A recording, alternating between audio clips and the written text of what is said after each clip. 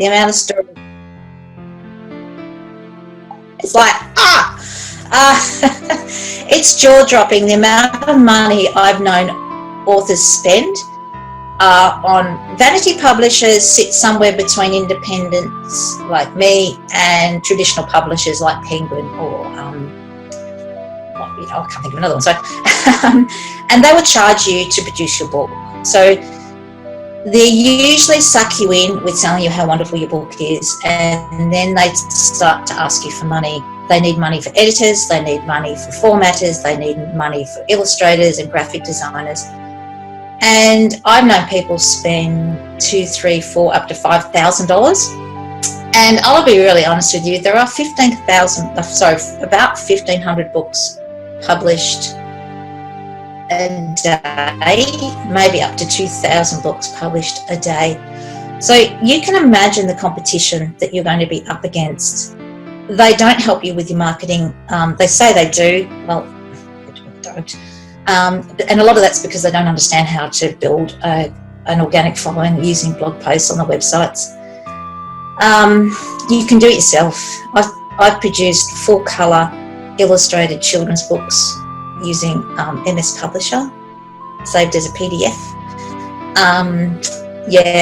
It's so simple. It was really difficult when I started, but it's really, really simple now.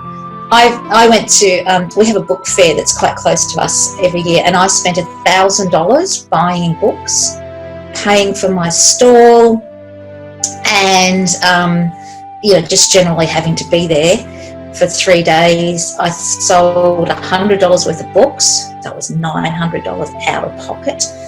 Now, that was just a very expensive learning curve. It's supposed to be a book fair. Most of the sellers there had old secondhand books, and that's what people were really interested in. However, what happened was I began to talk to a lot of other authors there, and there were those that had their books taken by vanity publishers and paid thousands of dollars, and they were sitting there. They had to do all the marketing. They often had to talk to the newspapers, write their own media releases. So I don't know why they spent the money. Does that make sense? Maybe I'm being cruel or unfair. But look, I'm happy to coach, talk to anyone. I call it frugal, Susan. I think it's practical. Yeah, I don't look. I know that as an author, people like to say, I'll have to contact my publishers. It's like, because you sound like you're more important. But, well, yeah, I'll let my people get with your people. Yeah, and they won't. I had a book. I wanted to. I had a local publishing firm that were interested in publishing it. I won't go into the details of the book. I sent an email. It took her 4.5 weeks to respond. I thought she'd forgotten it. Then I sent, got everything ready for her, sent it all off. 6 weeks later, I hadn't heard anything. I contacted her and I got this big long story. Well, you don't realise how busy we are, blah, blah, blah, blah, blah. And I had to sit back and I thought about, in 6 weeks' time, I could have had the book published, formatted, put out to the world and started marketing it. And I did. I pulled out. I said, okay, I'll do it myself. Maybe that was a mistake. I don't know. But I don't think so. Yeah. And I know someone who was waiting. They waited 2.5 years for their publisher to get back to them. That's a long time to waste, isn't it? Really, yeah. So anyway, but if you're not sure, if you find a publisher you think is really cool, send them me the link and I'll have a look and see what they've got to offer. Yeah.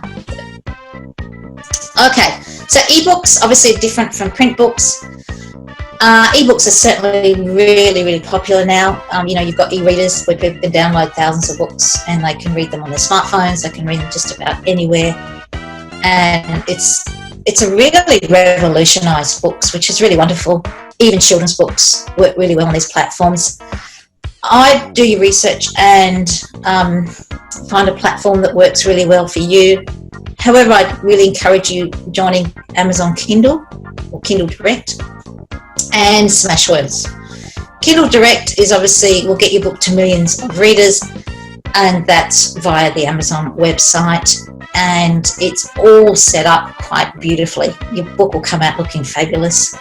Smashwords, some of you may not have heard of. However, they're quite a big player. They will get your book to Kobe, which is Sony Books. You'll find your books on iTunes or iBooks through via Apple. A lot of library services use them, and a lot of other smaller platforms. And they also allow your book to be purchased either by PDF or Mobi file, which works on Kindle.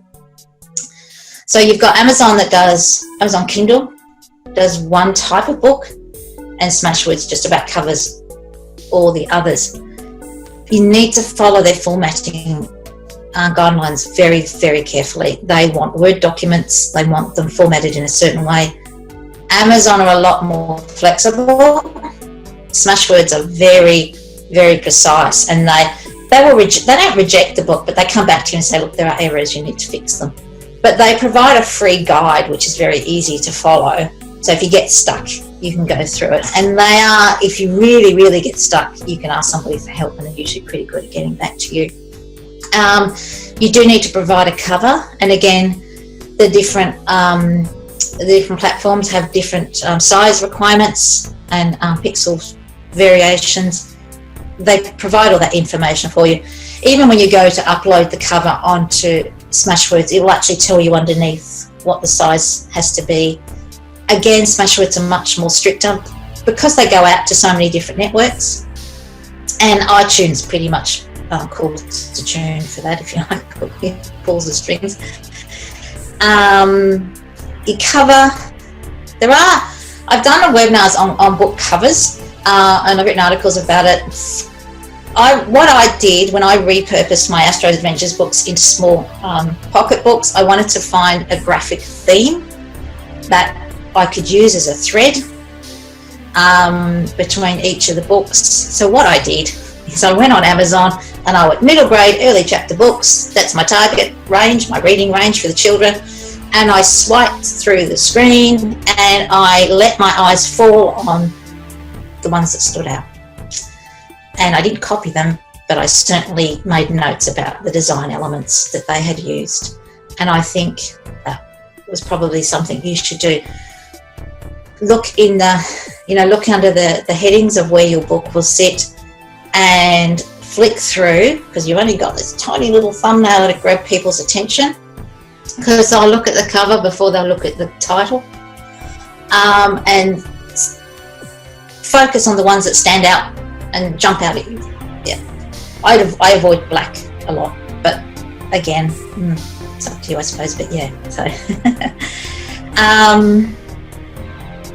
so yeah, and you'll still need to market your book at the end there. So does everyone here, do you all read ebooks? I do. I actually stopped reading books, and I started transitioning to ebooks because I could get something quickly and apply it. Okay. Oh, you've just lost you a bit, I think, Karen. Yeah, his internet connection is unstable. Oh, that's a shame. That's a shame. Yeah. Yes, I do read ebooks. I find that there's a lot of information to be had. Yeah. I'll be honest, I don't think I have really read an actual ebook. I've been sent one before, and I've got PDFs of it, and I've kind of skimmed through them, but I just get so busy sometimes I forget that I have them, and then I was like, oh, I got that. So I need to make a little more time. I actually prefer. I mean, the great thing about Amazon now, they have a book bookmark, so you can there's a little arrow and you just click it and it'll take you back to where you were up to. And they also have a dictionary too, so if you come across a word that's not formatted very well, but you do, when you go through the steps of publishing your book on Kindle, right down the bottom it says to you, would you like to download a copy? and I choose a Mobi, you've got it written down, MOBI file. I open it in my Kindle reader, and I can see exactly what people are going to get. So if I need to readjust the spacing and things like that too. Yeah. Good. All right. Any questions so far? No, I like the Kindle idea. Jackpot.